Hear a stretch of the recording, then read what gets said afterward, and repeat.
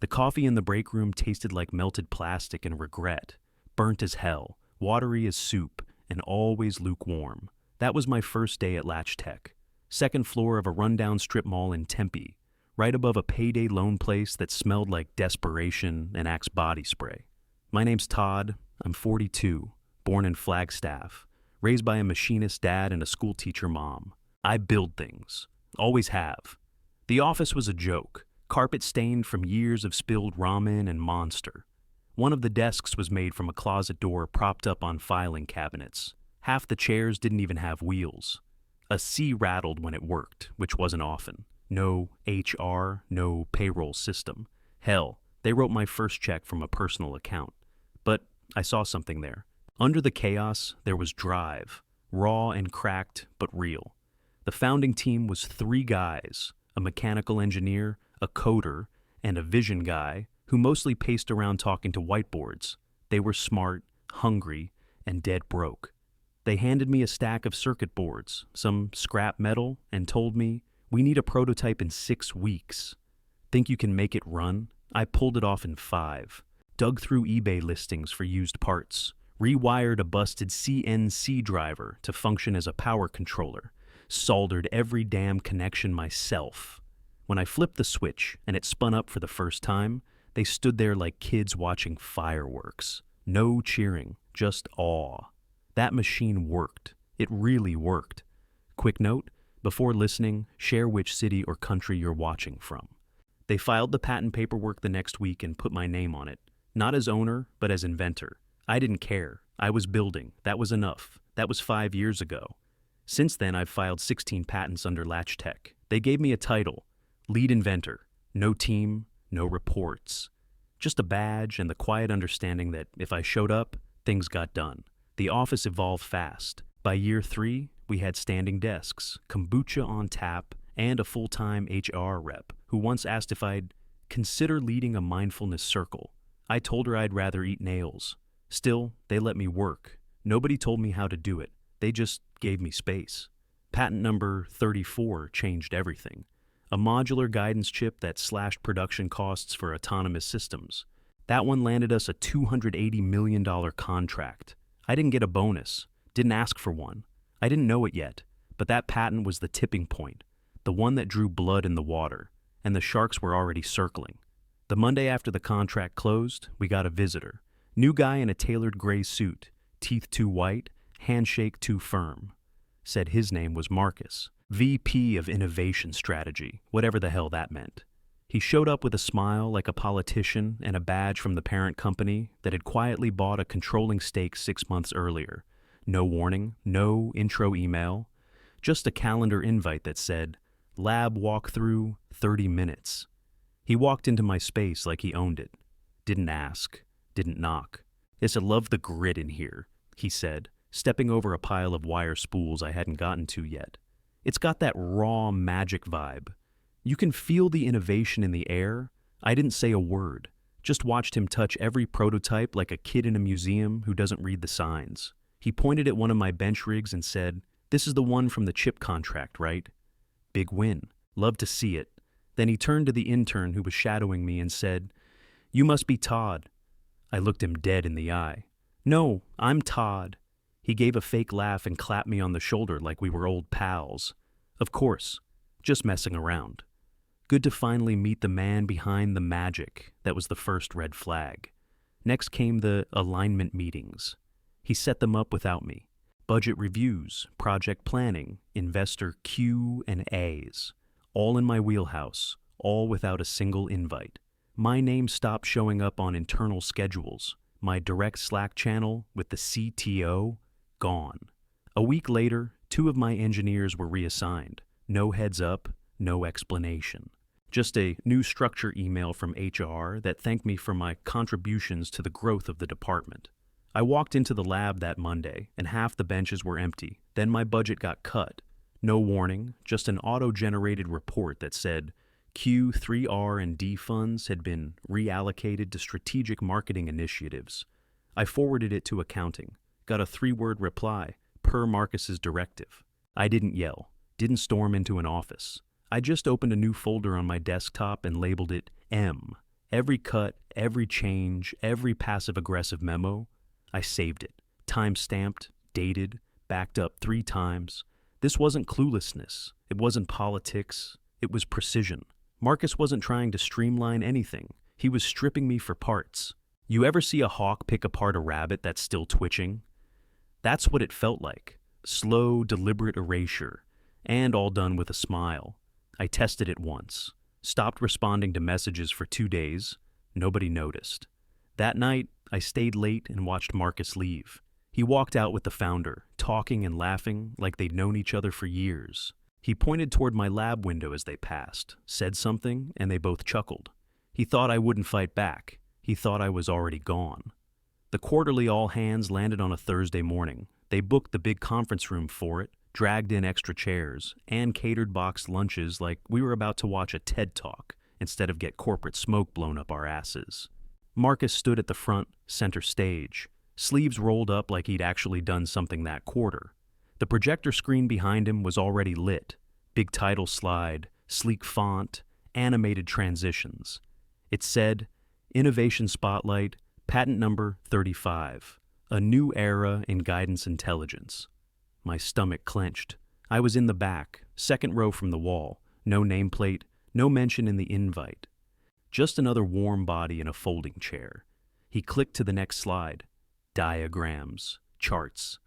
A glossy render of my design. Exact layout, exact core logic. I recognized the handwriting on the whiteboard in the background of one of the photos. Mine. After months of dedicated collaboration, Marcus said, we cracked the next-gen chipset. This changes everything for our commercial partners. Real-time optimization, zero-latency drift, game-changing stuff. Not one mention of me. Not even a nod in my direction. He threw around words like cross-functional synergy and embedded scalability. Said the system was the result of strategic leadership and technical execution at the highest level. Some people clapped, some didn't. One of the junior devs, Haley, turned in her seat and looked at me like she just realized she'd witnessed a robbery. I didn't move, didn't blink. I just stared straight ahead, jaw locked. After the meeting, the room emptied fast. Nobody looked at me directly, but they felt it, the tension, the theft. I stayed seated. Haley walked by, last. As she passed, she dropped a sticky note on my knee without stopping. This place doesn't deserve you.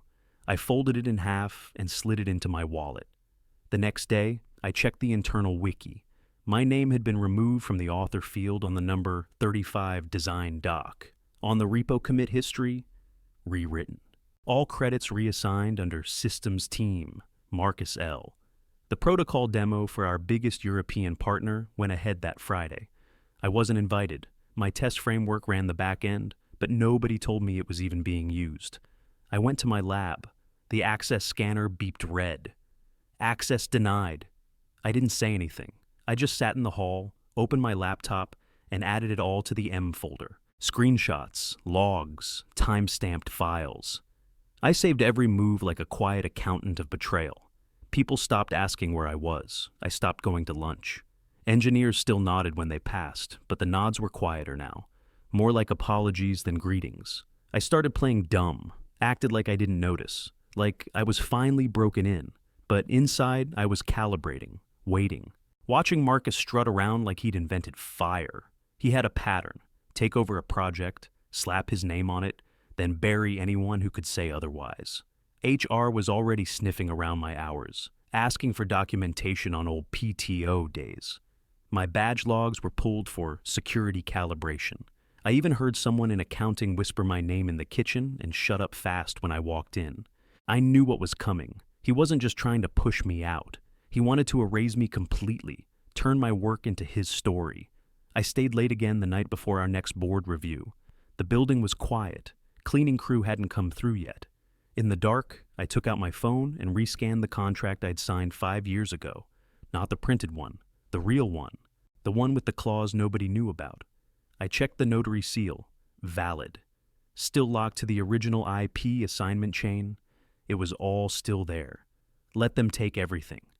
I was still holding the match. I got the calendar invite around midnight.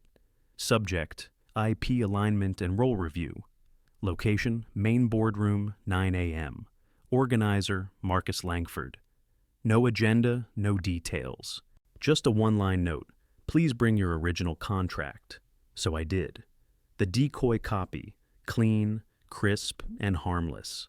At 8:57, I walked into the boardroom. The windows were open, coffee cups lined up like ammo. Everyone was already seated. CTO, legal counsel, 2 board members from the parent company, and Marcus at the head like he owned the place. He smiled big, like a weatherman delivering bad news with good hair. "Glad you could make it, Todd," he said. "We'll keep this brief." I sat down, placed the manila envelope on the table, and leaned back. Marcus stood up and held up a copy of my contract. Not the decoy, but one just like it. He waved it like a prop. "This document," he said, "was signed back when LatchTech was a shoestring operation. As of this morning, it's officially obsolete." He turned to the shredder in the corner, walked over, and fed the pages through, slow and dramatic. The machine groaned as the paper disappeared. "Going forward," Marcus said, brushing his hands, "your role is no longer required. We're restructuring innovation under central leadership." No one made eye contact. The legal rep looked like she wanted to sink into her chair. I waited 3 seconds, looked around, let the silence settle, then I said, "Noted. That's it. One word. No rant, no argument. Just logged it, right there in front of them, like a witness." Marcus blinked, expecting a fight. "That's all?" he asked. I stood up, slid the empty envelope back into my bag, and looked him straight in the face. "You're sure that was the original?" I asked. "Positive," he said, all smug. "Noted," I said again. Then I walked out. Didn't look back, didn't need to. They thought they'd buried me. Instead, they lit their own fuse. That contract he shredded, worthless. It had no bearing on anything. The real one, the one with the buried clause, the digitized notary seal, and the reversion trigger on termination, was stored on a cold wallet and time-stamped on the blockchain back in 2020. The moment they severed my role, they breached the terms. And everything snapped back to me. I drove home calm, turned off my phone, poured a drink. Then I pulled up my old contacts list and hit E. Eric answered on the second ring. Same dry voice, same no bullshit tone. He used to draft IP deals for aerospace contractors. No LinkedIn, no ads, just results. He didn't even say hello, just, "It happened?" "Yup," I said. "Just now." Shredder, front of the whole board. He was quiet for a second, then, "It's time?" "Yeah," I said. "Time to open the vault." He hung up without another word. I sat back in my chair, still half smiling. Marcus had no clue, not even a whiff. By lunchtime tomorrow, he would. And by the end of the week, he'd be choking on paperwork he didn't even know existed. At 7:42 the next morning, Eric filed the breach notice. 5 attachments, 1 cover letter, no fluff, just facts. Exhibit A, the notarized contract. Exhibit B, the blockchain timestamps and cryptographic hash. Exhibit C, the compliance log showing patent contribution and trigger clauses. Exhibit D, internal emails that proved usage without consent, post-termination. Exhibit E, IP reversion audit signed off by a third-party legal firm 2 years ago. By 8 o'clock, the first panic ping hit. A calendar hold marked urgent, IP review, internal legal only. 10 minutes later, they looped in outside counsel. I didn't hear it. I just watched it all happen in silence from my kitchen table, coffee in hand, laptop open. Eric CC'd me on nothing. He knew I didn't want noise. I just wanted movement. At 9:31, my phone buzzed. Unknown number. I didn't answer. Voicemail came in with a German accent and a tone full of dread. "Mr. Grady, we have received word that your patent status is under review. Our platform cannot proceed without full certification. Please call us immediately." That was Richter and Dahlin, our biggest European partner. Their entire fleet ran on number 34 and number 35. If they lost those certs, their launch schedule would collapse.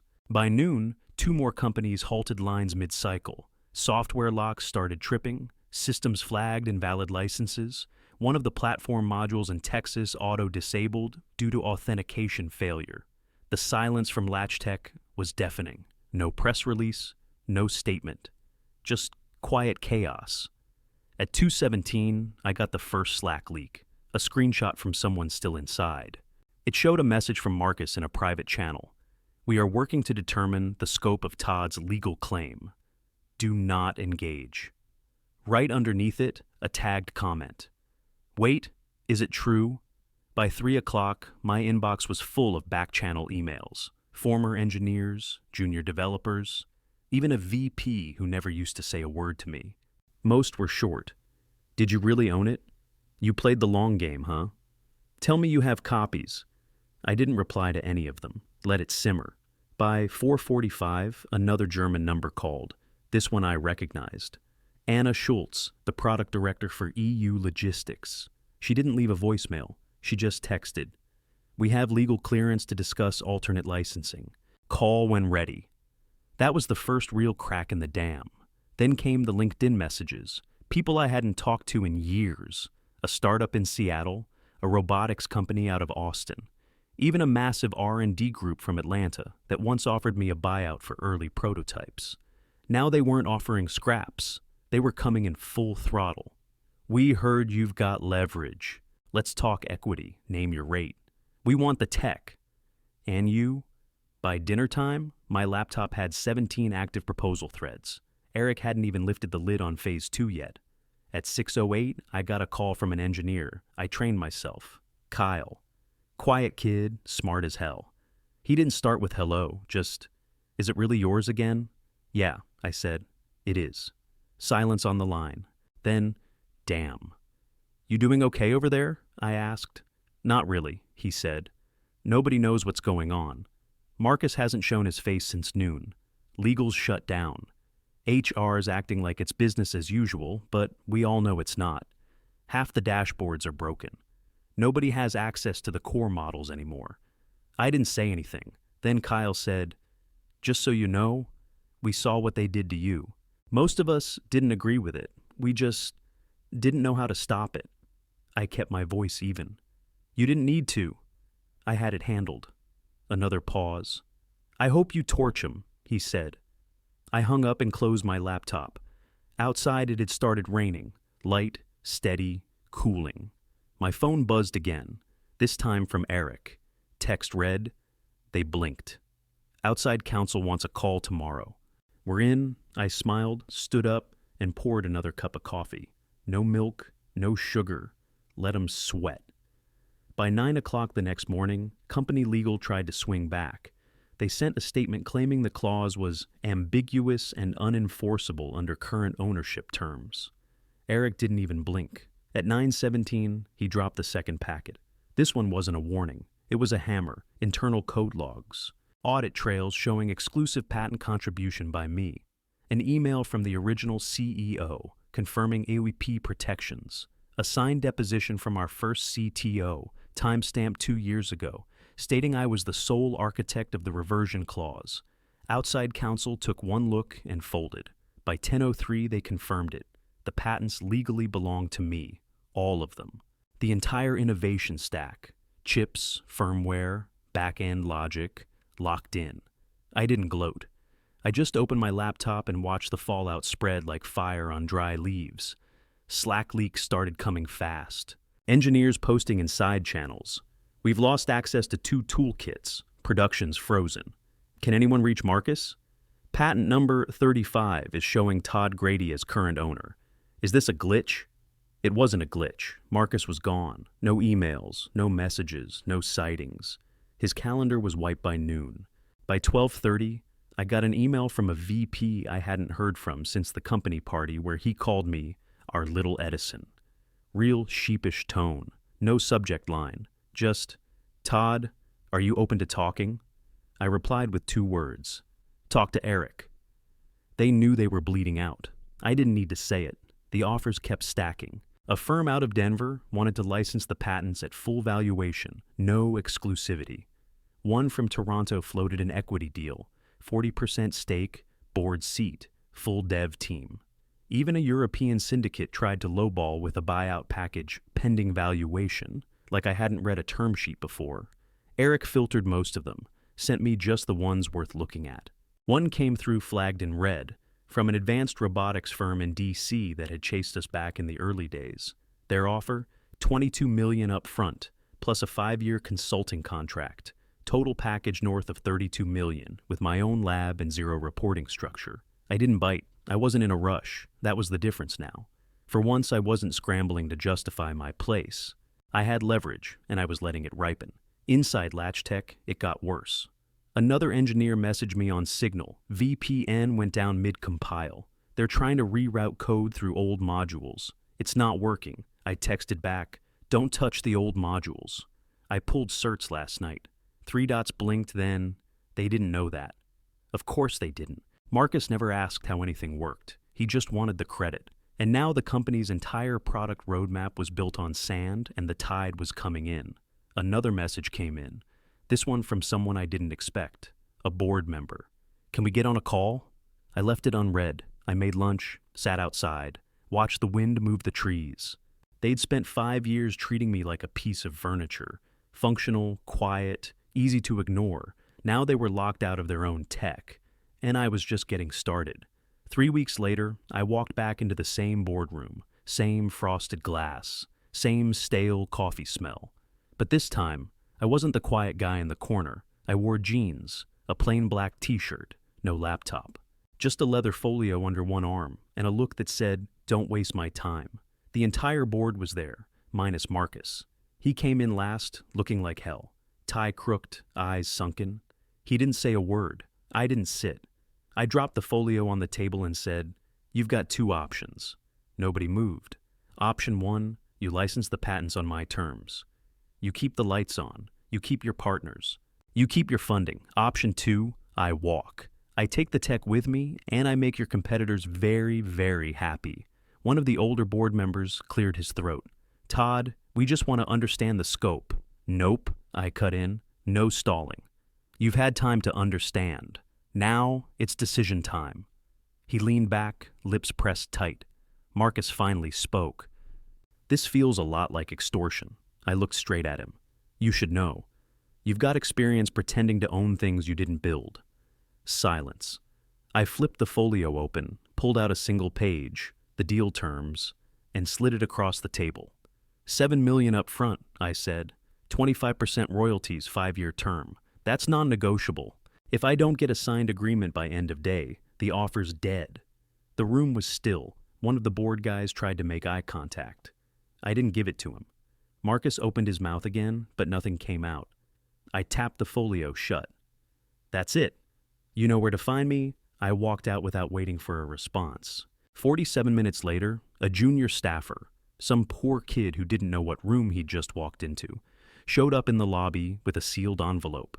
Inside, signed contract. $7 million to be wired by close of business.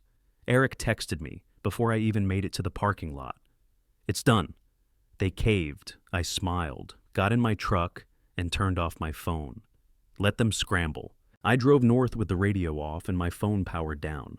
2 hours outside the city, the noise started to fade. No emails, no meetings, no lawyers chasing deliverables, just trees, open road, and the sound of tires on pavement. The lake house sat at the end of a gravel path. Glass front, single level, steel roof. Modern lines, nothing fancy. Bought it 2 days after the wire cleared. 7 million hits different when you know you earned every cent. Inside, the place was mostly empty. No couches, no wall art, just a mattress on the floor, a coffee maker, and a case of bourbon I'd been saving since patent number 16.